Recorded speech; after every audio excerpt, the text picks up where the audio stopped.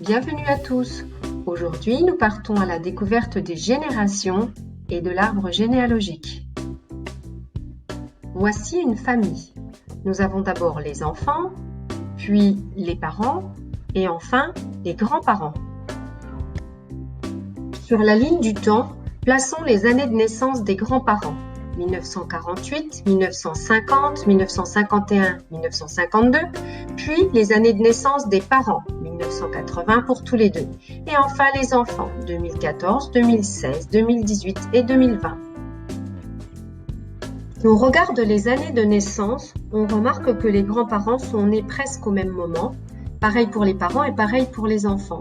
Eh bien, ces groupes formés par les années de naissance, ça s'appelle les générations. Et ici, on en a 3. La première, celle des grands-parents. La deuxième, celle des parents. Et enfin, la troisième, celle des enfants. Dans une famille, il y a donc plusieurs générations. Et ces générations, on peut les représenter sur un arbre qui s'appelle l'arbre généalogique. L'arbre généalogique nous permet de représenter les différentes personnes d'une même famille et les relations qui existent entre elles. Pour dessiner un arbre généalogique, on commence généralement par positionner les enfants en bas de l'arbre. Ensuite, on positionne les parents. Les personnes mariées sont reliées par un trait horizontal. Ensuite, on dessine des autres traits pour montrer les enfants qu'ils ont eus ensemble.